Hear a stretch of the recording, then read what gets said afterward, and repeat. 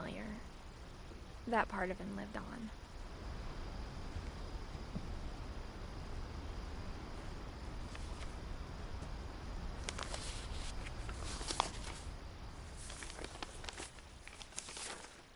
Dear Mrs. Finch, as Lewis's psychiatrist, I can understand your desire for an explanation.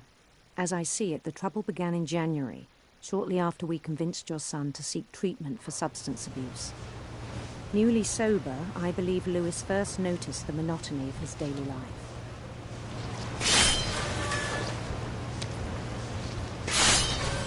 He kept working at the cannery, but he withdrew part of himself. In our sessions, I saw the same behavior. His mind began to wander. I asked him to describe it. He said he started small, imagining a labyrinth.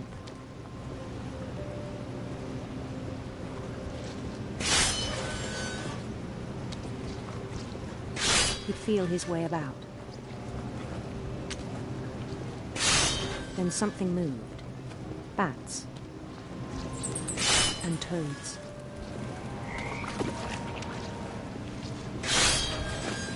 And things that have not names.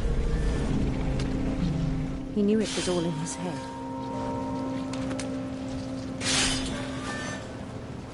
But he took it very seriously. I had hoped he'd find himself.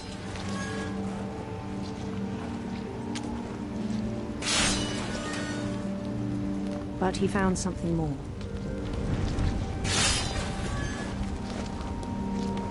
I worried about him then.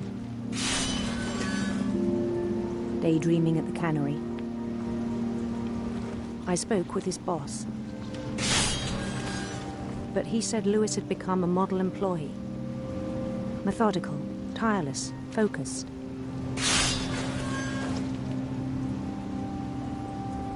Like a whole new Lewis. So I let him go on.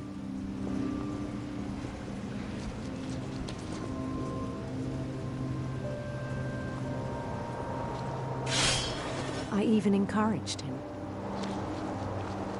It seemed very promising at first. He told me he'd made a new friend.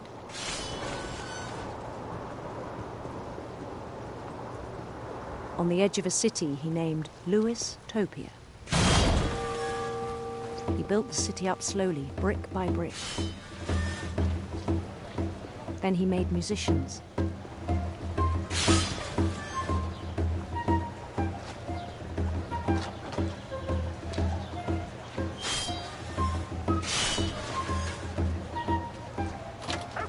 And songs for them to play.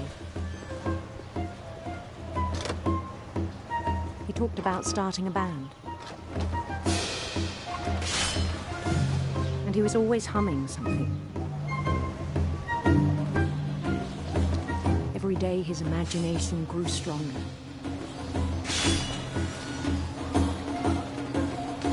He no longer spoke at the cannery. But his chopping was as reliable as ever. Then one day it struck him. That all the cheering crowds, even the stones under his feet, were all in his imagination, so he could do whatever he wished.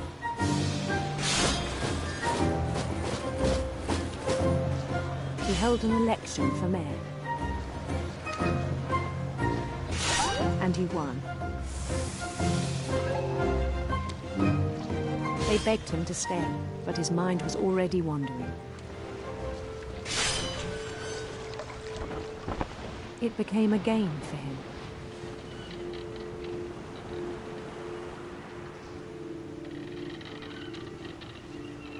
He'd conquer a city, then immediately push on. New Louisville.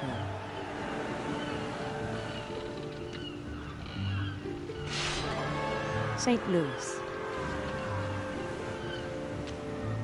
He started drifting away from our reality.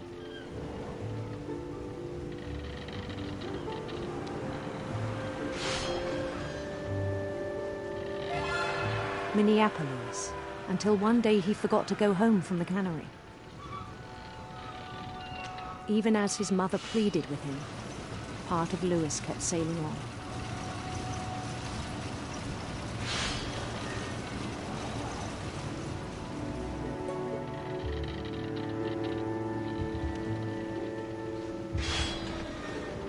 In Lewisburg, he heard rumors of a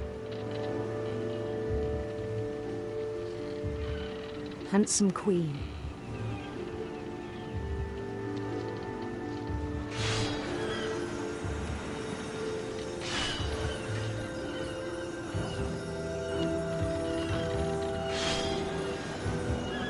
The queen was on her own quest for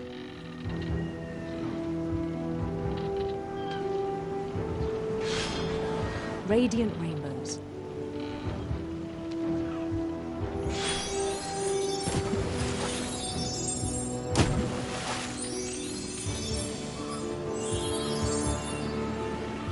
He followed the sound of her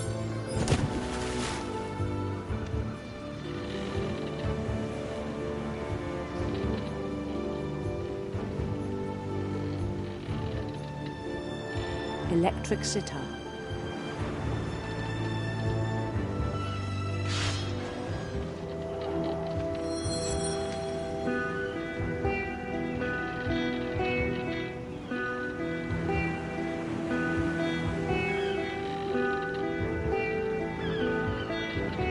His chase led him to a golden palace east of the sun and west of the moon. Even then, his logic remained sound. He knew the world was all in his imagination.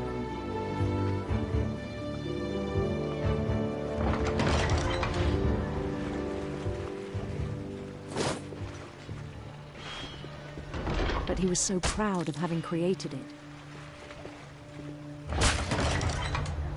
In his own eyes, he'd become something greater than a king.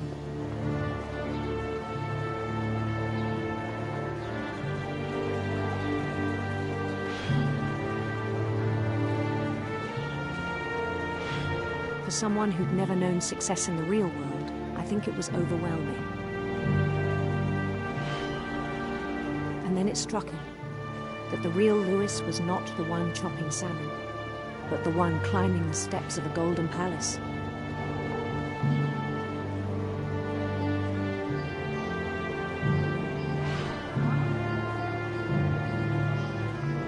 My imagination is as real as my body, he told me. It was hard to argue with him.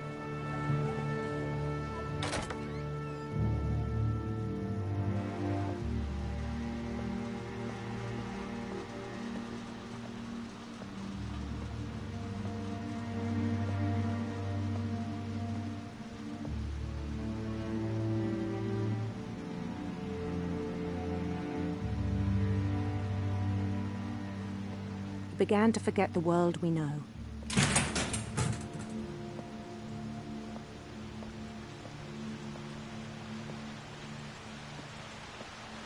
I think it pained him to remember Lewis, the cannery worker.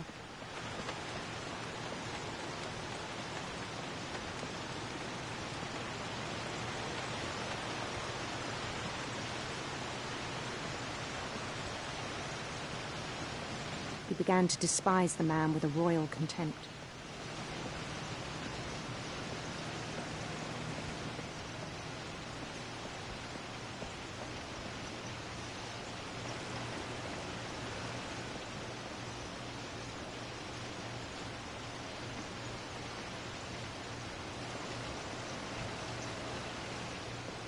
I still thought I could save him.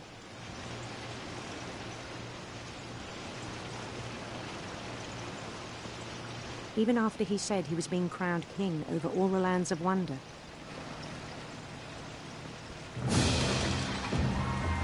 The palace would be packed with his companions.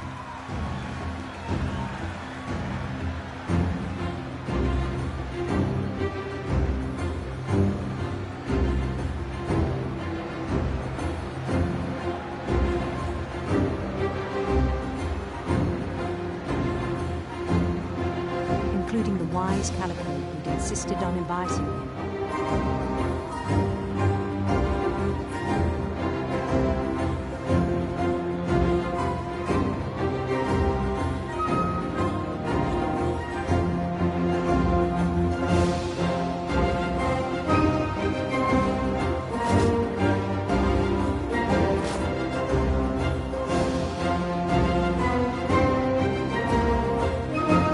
His queen waited, holding his crown.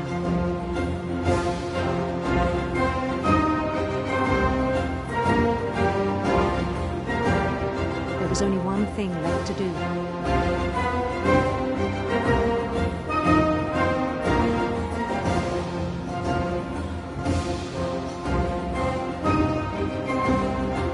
Bend down his head.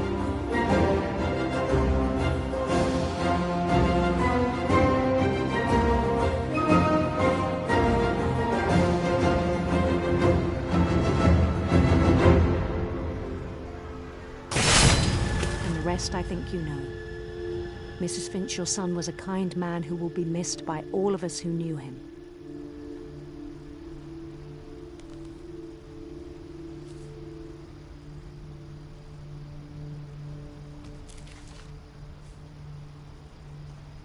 My brother was really cool. I wish you could have met him.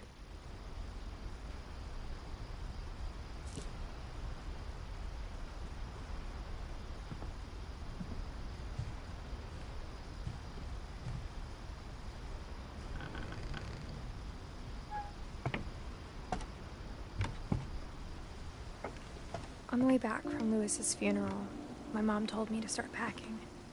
She waited until the day before we left to tell Edie. I'm not sure if she wanted to make it easier or harder.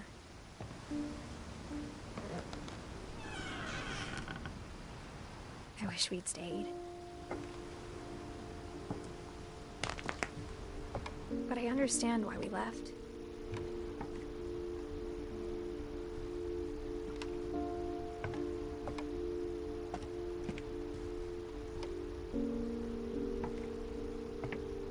What happened that night had been coming for a long time. Maybe it should have come sooner.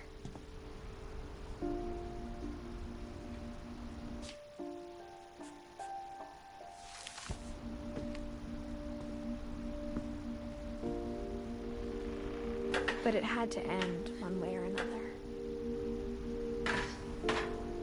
All that's left now is to tell you about that last night.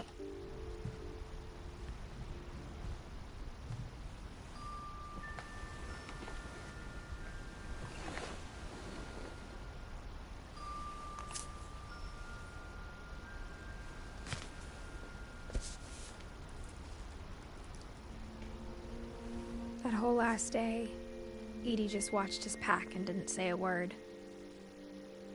Until supper, when she raised her glass and said, "To our final night together, and all our final nights apart." Grandma, you know what I said about alcohol. Some of your medications are very Edith, specific. I left a present for you in the hallway. Why don't you go open it? The grown-ups have to argue now. I'm sorry, you're right. We're all leaving tomorrow. Let's just enjoy our last... I'm not leaving. Edith, you're excused.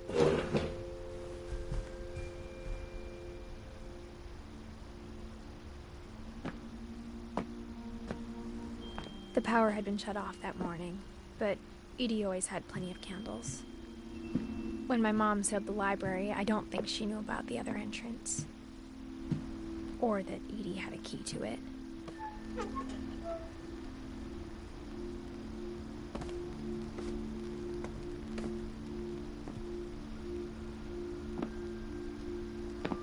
That thing you're afraid of isn't going to end when you leave the house. Edith has a right to know these stories. My children are dead because of your stories. I think it's best if Edith and I leave tonight. We'll have the nursing home send a van for you in the morning. Okay?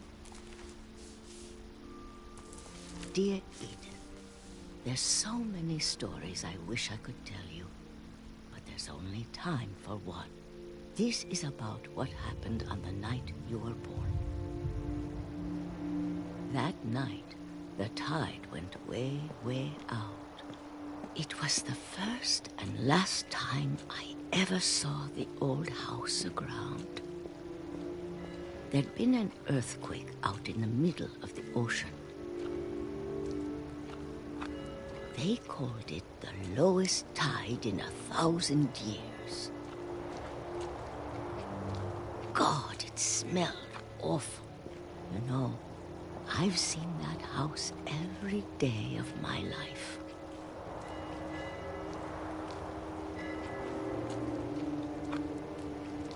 But I never thought I'd go back to it. When the fog rolled in, I lost my way.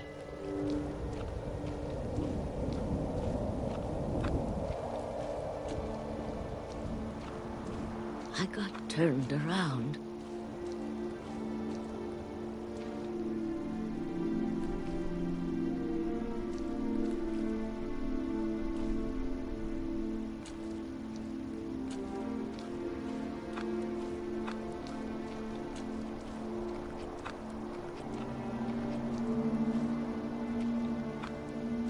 I started seeing things.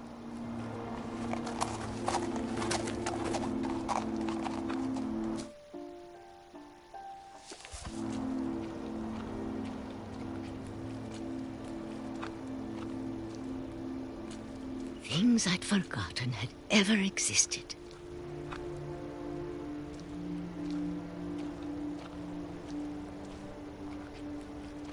But when I saw them, they felt like old friends. That night, a lot of things came back to me.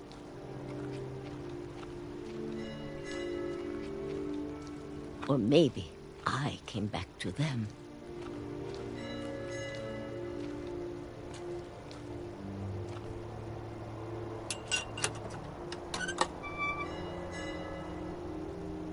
Things I can't explain, but that I need you to try and... Edith, what are you doing in here? It's mine. Edith! Mom, you're gonna rip it! Let go! I kicked and screamed, but Mom dragged me to the car. I never saw Great-Grandma Edie again. The next morning, the van came to pick her up, but she was already gone. After that, we moved around a lot.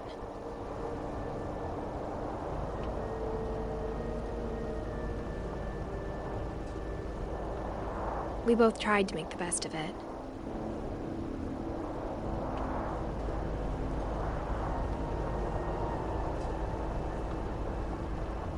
A few years went by.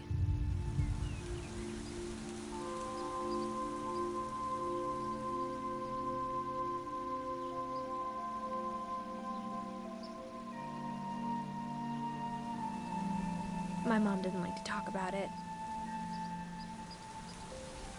But she started getting sick a lot. The rest happened pretty quickly. She got better for a while, and then she didn't.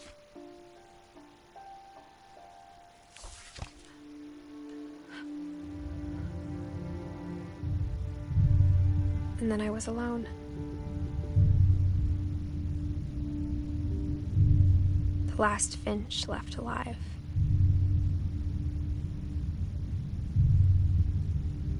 Until I found out about you.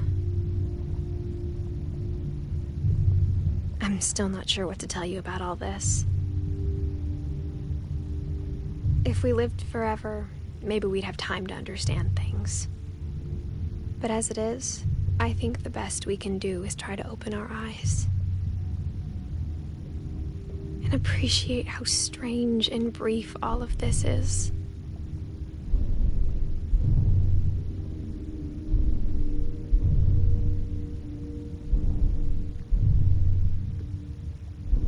This journal was supposed to be for you. But now I hope you'll never see it. I just want to meet you and tell you all these stories myself. But I guess if you're reading this now, things didn't work out that way.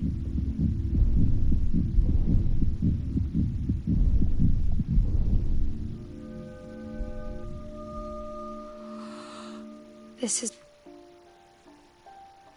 where your story begins. I'm sorry I won't be there to see it. It's a lot to ask, but I don't want you to be sad that I'm gone. I want you to be amazed that any of us ever had a chance to be here at all. Good luck.